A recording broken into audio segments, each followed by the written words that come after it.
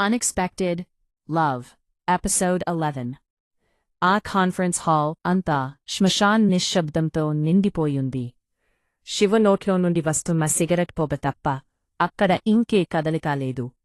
శివ ఎంతో ప్రశాంతంగా కాని ప్రాణాలు తీసేంత క్రూరంగా ఆ టేబుల్ చుట్టూ కూర్చున్న వంశాల పెద్దలందరి వైపు ఒక్కొక్కరిగా తీక్షణంగా చూస్తాడు. వాడి చూపులు పడిన ప్రతి ఒక్కరూ భయంతో తలలు దించుకున్నారు. ఎవరికీ ఎలాంటి ఇబ్బంది లేదు అనుకుంటా అని శివ మళ్లీ వాళ్లందరినీ ఉద్దేశించి అడుగుతాడు. ఎవరూ ఏమీ మాట్లాడలేదు.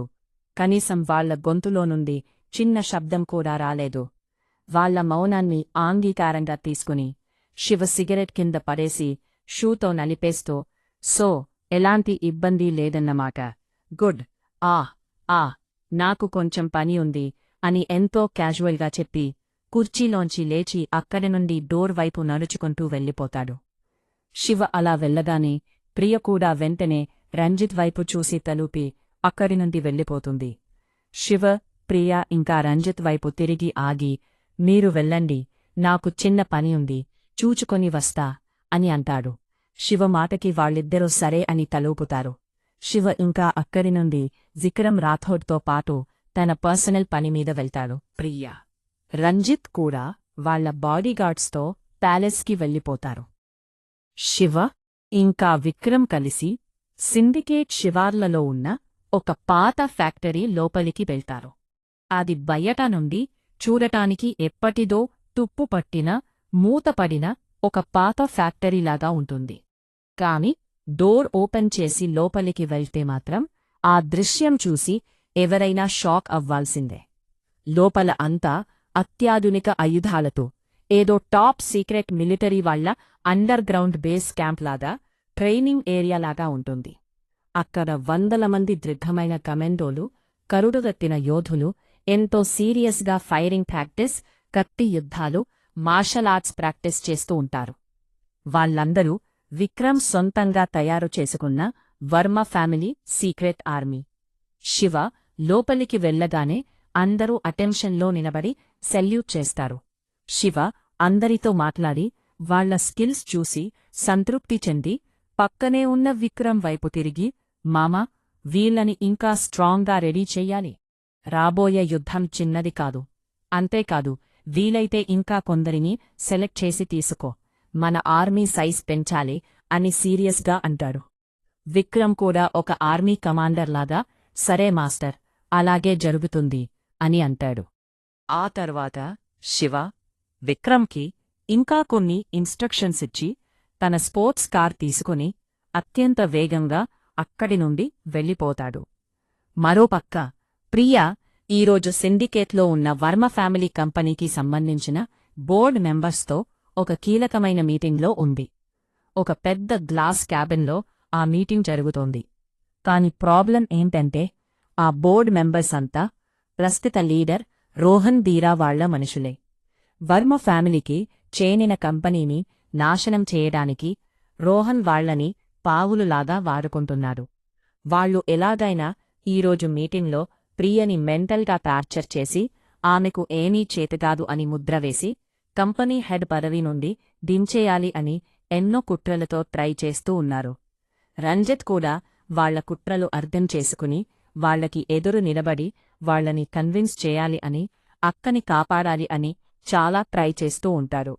కాని ఆ ముసలి నక్కలు ఏమాత్రం వినకుండా ప్రియని కార్నర్ చేస్తూనే ఉంటారు. సరిగ్గా అదే సమయానికి శివ ఎంఎన్ఐ డస్ట్ లేపుకుంటూ వచ్చి రంజిత్ కంపెనీ పార్కింగ్ ఏరియాలో కారు బ్రేకులు వేసి ఆపుతాడు. కార్ దిగి ఎంతో స్టైల్గా చేతులు జేబులో పెట్టుకుని మెయిన్ బిల్డింగ్ లోపలికి నడుకుంటూ వెళ్తాడు. అక్కడ ఉన్న సెక్యూరిటీ గాని ఎంప్లాయీస్ గాని ఎవరూ శివని ఆపే ప్రయత్నం చేయరు. ఎందుకంటే ప్రియకి బాడీగార్డ్స్లా ఉండేవాళ్లకి రంజిత్ ముందే శివ ఫోటో చూపించి ఇతను మా బావ, ఎప్పుడైనా రావచ్చు అని ఇన్ఫార్మ్ చేసి ఉంటాడు. అంతేకాదు, ఆ సిండికేట్లో ఉన్న ప్రతి ఒక్కరికీ ఆ బ్లడ్ మౌంటైన్ పేరు, నిన్న జరిగిన ఇన్సిడెంట్స్ గురించి అప్పటికే తెలిసిపోయి వాళ్లు కూడా భయంతో వణుకుతూ ఉన్నారు. శివ నేరుగా రిసెప్షన్ దాటుకుని వెళ్ళి అక్కడ భయంగా నిలబడి ఉన్న ఒక ఎంప్లాయీ అమ్మాయిని ఆపి ప్రియ క్యాబిన్ ఎక్కడా అని గంభీరంగా అడుగుతాడు. ఆ బ్లడ్ మౌంటైన్ని అంత దగ్గరగా చూసేసరికి ఆ అమ్మాయి గుండె ఆగినంత పని అయింది. భయంతో శివని చూస్తూ చేతులు వణుకుతుండగా ఆ అటు సార్ అని తడబడుతూ ఒక దారి చూపిస్తూ అంటుంది. శివ ఒక చిన్న నవ్వు నవ్వి థ్యాంక్స్ అని చెప్పి అక్కడి నుండి ఆ అమ్మాయి చూపించిన వైపు నడుగుతూ వెళ్తాడు. శివ అలా నడుకుతూ వెళ్ళి ఆ board room glass door open చేసేలేపు లోపల నుండి ఆ బోర్డ్ మెంబర్స్ ప్రియని అవమానిస్తూ ఆమె తండ్రి శేఖర్ని కించపరుస్తూ మాట్లాడుతున్న కొన్ని మాటలు స్పష్టంగా వినిపిస్తాయి. ఆ మాటలు వినగానే శివ కళ్లలో ఒక క్రూరమైన కోపం రగులుకొంటుంది. కాని వెంటనే లోపలికి వెళ్లకుండా ఏదో ఆలోచించి అక్కడి నుండి మళ్లీ వెనక్కి తిరిగి పార్కింగ్ ఏరియాకి నడుపుతూ వెళ్తాడు. శివ మళ్లీ తన కార్ దగ్గరికి వెళ్లి డిక్కీ ఓపెన్ చేస్తాడు. అందులో నిన్న ఫ్యాక్టరీలో 100 మందిని నరికినప్పుడు రక్తం మరకలు పడియున్న ఆ పాత వైట్ షర్ట్ అలానే ఉంటుంది.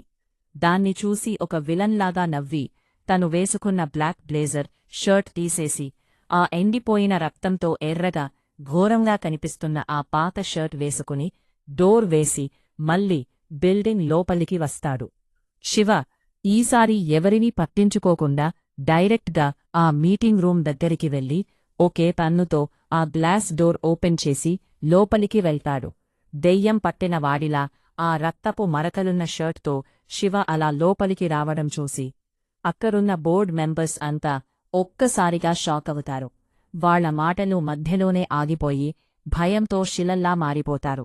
కాని శివ వాళ్ల ఎవరినీ కనీసం పక్క చూపు కూడా చూడకుండా వాళ్లని ఇగ్నోర్ చేస్తూ టేబుల్ హెడ్లో కూర్చున్న ప్రియ దగ్గరికి నడుచుకుంటూ వెళ్తారు.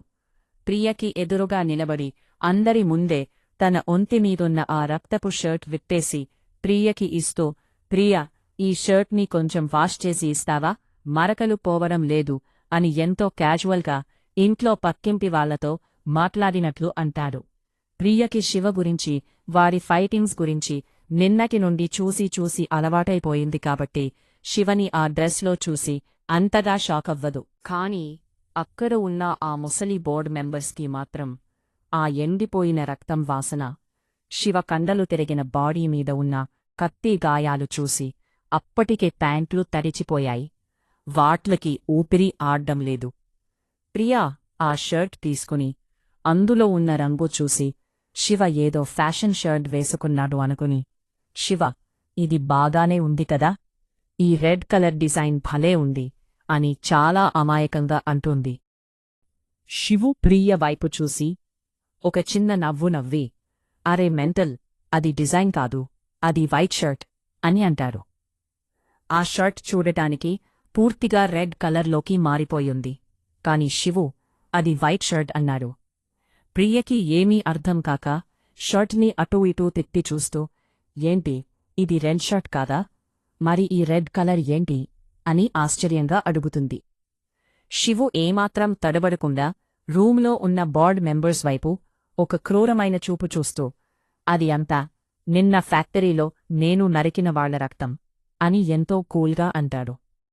ఆ ఒక్క మాట వినగానే అక్కడ ఉన్న బోర్డ్ మెంబర్స్ అందరూ భయంతో గజగజ వణుకుతూ నిజంగానే ప్యాంట్లు తడిపేసుకున్నారు. వాళ్లకి గుండె ఆగినంత పని అయ్యింది.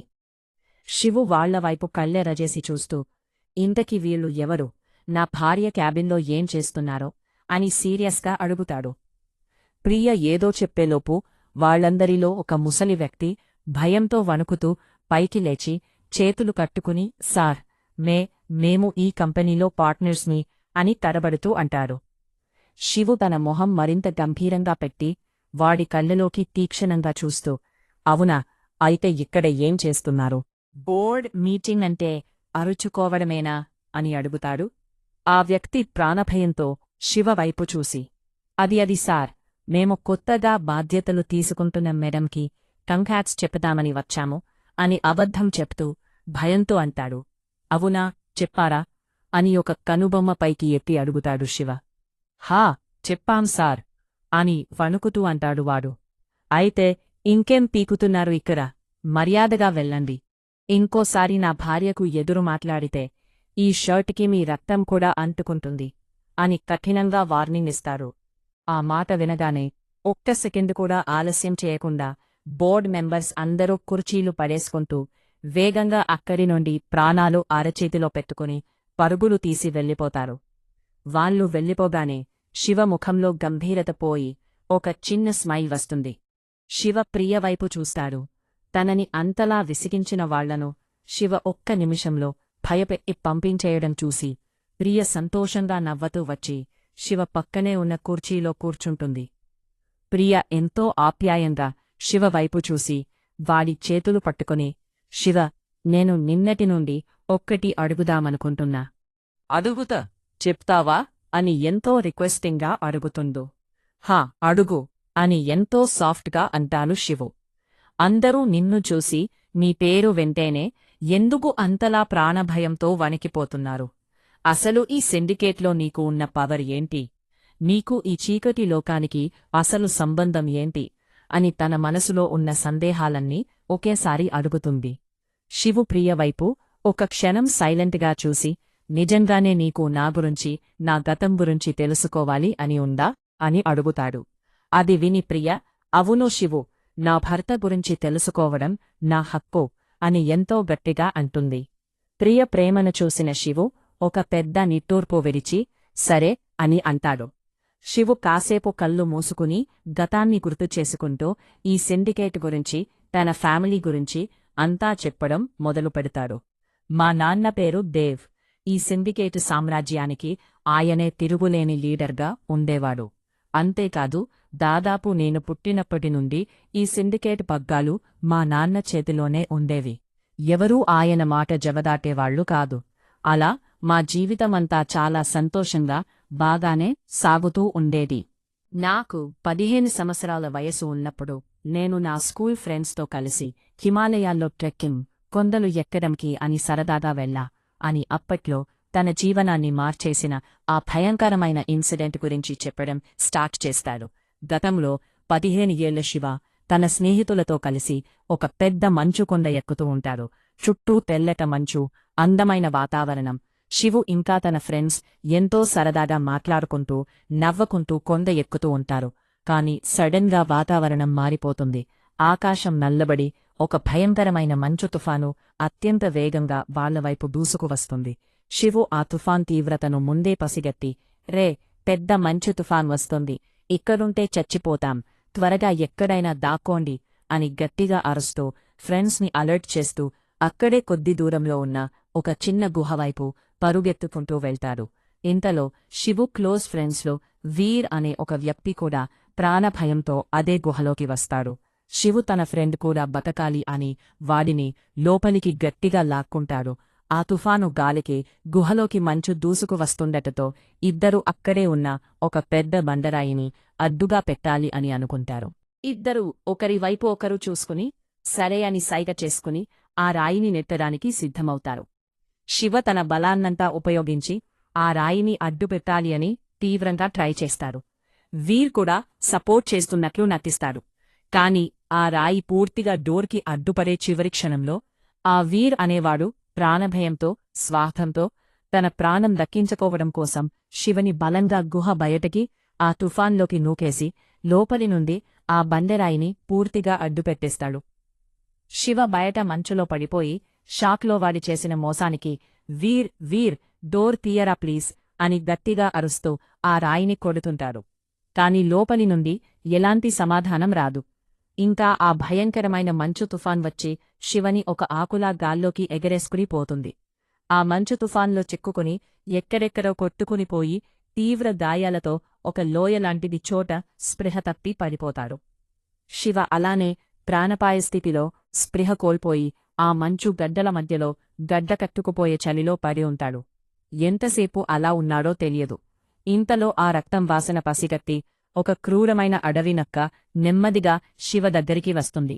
అది ఆకలితో శివ కాలిని గట్టిగా కలుస్తుంది. ఆ పదునైన పళ్ళ వల్ల వచ్చిన తీవ్రమైన నొప్పికి శివ ఉలిక్కిపడి ఒక్కసారిగా స్పృహలోకి వస్తాడు.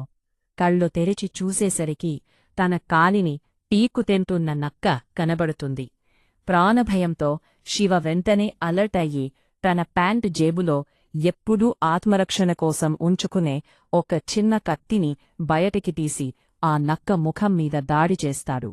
ఆ కత్తి దెబ్బకి కోపం వచ్చిన ఆ నక్క మరింత క్రూరంగా అరుస్తూ శివ గొంతు పట్టుకోవడానికి మీదకి దూకుతుంది. శివ ఎంతో చాకచక్యంగా ఆ నక్క దాడి నుండి పక్కకి తప్పుకొని తన చేతిలో ఉన్న కత్తితో ఆ నక్క గొంతులో బలంగా పొడిచి బయటికి లాగుతాడు. ఆ దెబ్బకి ఆ నక్క గొంతు నుండి రక్తం ధారాగా రావడం స్టార్ట్ అవుతుంది. ఆ రక్తపు వాసనకి, నొప్పికి ఆ నక్క ఇంకా క్రూరంగా ఒక్క రాక్షస మృగంలా మారి శివమీద పదే పదే దాడి చేయడం మొదలు పెడుతుంది. శివకి కూడా ప్రాణాల్మీద ఆశపోయి ఒక్క కసి పెరిగిపోతుంది. తన శక్తినంతా కూడదీసుకుని ఆ నక్క తన మీద పడుతున్న సమయంలో కింద నుండి ఆ నక్క కడుపులో కత్తిని దించి అమాంతం కోసేస్తారు. ఆ దెబ్బకి ఆ నక్క పేగులు బయటపడి రక్తం తక్కుకుంటూ ఇంకేమీ చేయలేక అక్కడే ప్రాణాలు వదులుతుంది.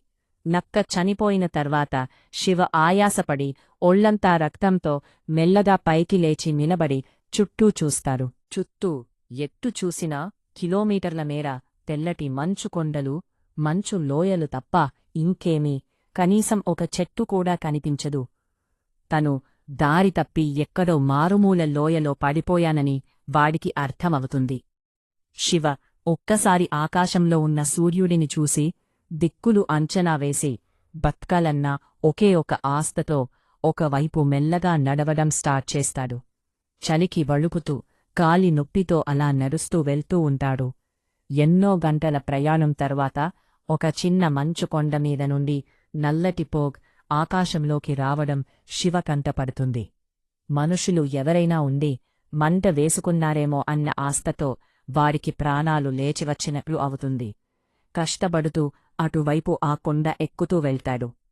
ఆ పోగ వస్తున్న కొండ ఏదో కాదు ప్రియా, నేను వెళ్తున్న ఆ కొండే భవిష్యత్లో అందరికీ దడ్డు పుట్టించే బ్లడ్ మౌంటైన్ అని శివ గంభీరంగా అంటాడు. ఆ మాట వినగానే ప్రియ ఆసక్తిగా మధ్యలో ఆపి, ఒక్క నిమిషం శివ, అసలు ఈ బ్లడ్ మౌంటైన్ కథ ఏంటి? ఆ కొండకి ఆ భయంకరమైన పేరు ఎందుకు వచ్చింది? నాకు ముందు ఆ బ్లడ్ మౌంటైన్ గురించి చెప్పు అని అడుగుతుంది. శివ ఒక చిన్న నవ్వు నవ్వి, సరే, అది కూడా చెప్తా విను అని ఆ పర్వతం వెనుక ఉన్న పురాతనమైన చరిత్ర చెప్పడం స్టార్ట్ చేస్తాడు. ఇది చాలా వందల సంవత్సరాల క్రితం జరిగిన కథా ప్రియ. అప్పుడు రాజులు, వాళ్ల సామ్రాజ్యాలు ఉండే కాలం. ఆ టైంలో హిమాలయాలకి సమీపంలో ఒక క్రూరమైన రాజు ఉండేవాడు. ఆ రాజు పేరు అయితే నాకు కరెక్ట్గా గుర్తుకు లేదు కాని వాడి అహంకారం మాత్రం చరిత్రలో మిగిలిపోయింది అని శివ చెప్పడం స్టార్ట్ చేస్తాడు. దానికి ప్రియ చిరునవ్వుతో, సరే సరే, పేరుతో ఏముందిలే, నువ్వు ఇంకా స్టోరీ చెప్పు అంటుంది. శివ చిన్నగా నవ్వి మళ్ళీ కంటిన్యూ చేస్తాడు. ఒకసారి ఆ రాజు వేటకోసం వచ్చి ఇప్పుడు నాలానే ఆ హిమాలయాల్లో దారి తప్పిపోయాడు. చలికి వణికిపోతూ తిరుగుతుండగా అప్పట్లో వాడికి కూడా ఆ కొండపైనుండి పొగ్గ రావడం కనిపించింది. ఆ పొగ్గ చూసి ఎవరైనా ఉంటారేమో అని ఆ కొండ మీదకి వెళ్తాడు. అక్కడ కొండపైన ఒక చిన్న గుడిసె ముందు ఒక పేద ముసలాయన చలిమంట వేసుకుని ఒక చిన్న కుండలో వంట చేస్తూ ఉంటాడు. అది చూసిన ఆ రాజు వాడి అహంకారంతో ఆ ముసలాయన దగ్గరికి వెళ్ళి ఏమాత్రం రెస్పెక్ట్ లేకుండా, ఓయ్ ముసలోడా, నేను బాగా ఆకలితో ఉన్నాను, మీ దగ్గర తినడానికి ఏమైనా ఉందా అని గర్వంగా అధికారంతో అడుగుతాడు. ఆ ముసలాయన ఆ వంట కలుపుకుంటూనే రాజువైపు ఒకసారి ప్రశాంతంగా చూసి, ఉంది నాయనా అని అంటాడు. అయితే లేట్ చెయ్యకుండా ముందు నాకు ఆ భోజనమిస్తాను అని రాజు అహంకారంగా ఆర్డర్ వేస్తాడు. దానికి ఆ ముసలాయన నవ్వి, ఇస్తాను, కాని ఆ మంట ఆరిపోతోంది, వెళ్ళి చుట్టుపక్కల కొన్ని ఎండిన కట్టెలు ఏరుకుని తీసుకునిరా అని అంటాడు. ఆ మాట వినగానే ఆ రాజుకి ఎక్కడలేని ఈగో హర్ట్ అయ్యి కోపంతో రగిలిపోతాడు. తన దగ్గర ఉన్న కత్తి తీసి, ఏ ముసలోడా, నాకే పని చెప్తావా? నేను ఎవరో తెలుసా? ఒక సామ్రాజ్యాన్ని శాసించే మహారాజుని నేను అని అరుస్తాడు. ఆ ముసలాయన ఏమాత్రం బెదరకుండా వాడి కళ్ళలోకి చూస్తూ, నువ్వు ఎంతటి మహారాజువి అయినా సరే నా దగ్గర ఆకలితో ఉన్న ఒక సామాన్యుడివి, పని చేస్తేనే ఇక్కడ భోజనం దొరుకుతుంది అని ఖచ్చితంగా తేల్చి చెప్తాడు. ఆ సమాధానంతో ఆ రాజుకి విపరీతమైన కోపం వచ్చి తనని అవమానించిన ఆ ముసలాయన్ని అక్కడిక్కడే చంపేయాలి అని కత్తి ఎత్తుకుని వాడిమీదకు దూకుతాడు. కాని అప్పుడే సిద్ధంగా ఉన్న ఆ ముసలాయన పక్కనే కట్టెలు కొట్టుకునే తన పదునైన ఇనుపు గొడ్డలి తీసుకుని ఒక మెరుపులాంటి వేగంతో ఆ రాజు మెడమీద ఒక్క వేటు వేస్తాడు. అంతే, ఆ రాజు తల మొండెం నుండి వేరుపడి గాల్లోకి ఎగిరి ఆ కొండపై నుండి కింద లోయలో పడుతుంది. కొన్ని రోజుల తర్వాత ఆ తప్పిపోయిన రాజుకోసం వెతుకుతూ వాడి సైనికులు ఆ మంచు కొండల దగ్గరికి వస్తారు. వాళ్లు అలా వెతుకుతుండగా కొండ కింద మంచులో కూరుకుపోయి ఉన్న వాడ్డరాజు తల వాళ్లకి కనిపిస్తుంది. ఆ తల చూడగానే సైనికులందరికీ భయం పట్టుకుంటుంది. ఆ తల తెగిన విధానం చూస్తే ఎవరికీ అనుమానం రాదు. ఎవరో ఎంతో బలవంతుడు ఒకే ఒక్క వేటుతో పదునైన ఆయుధంతో ఆ తల నరికేశాడు అని వాళ్లకి స్పష్టంగా అర్థమవుతుంది. ఆ 100 మంది సైనికులకి నేతృత్వం వహిస్తున్న సైన్యాధిపతి రాజు తలని చూసి కోపంతో ఆ తల ఎటునుండి పడిందో అని పైకి ఆ కొండవైపు చూస్తారు. వాళ్లకి తేలికగా అర్థమైపోయింది, ఆ కొండ మీద ఉన్న వ్యక్తి తమ మహారాజుని అత్యంత దారుణంగా చంపేశాడు అని. పగతో రగిలిపోతున్న ఆ 100 మంది సైన్య అంతా ఒకేసారి ఆయుధాలు తీసుకుని ఆ ముసలాయన్ని చంపడానికి ఆ మంచు కొండమీదకి యుద్ధానికి వెళ్తుంది. కాని వాళ్లు పైకి వెళ్లిన కొంతసేపటికే ఆ కొండపైనుండి అరుపులు, భయంకరమైన మరణఘోషలు వినిపిస్తాయి. ఒక్కొక్కటిగా 10ల సంఖ్యలో, 100ల సంఖ్యలో సైనికుల శవాలు, తెగిపడిన తలలు ఆ కొండపైనుండి కిందకి వర్షంలా పడడం మొదలవుతాయి. Story is continue. Subscribe to our channel. Thanks for watching.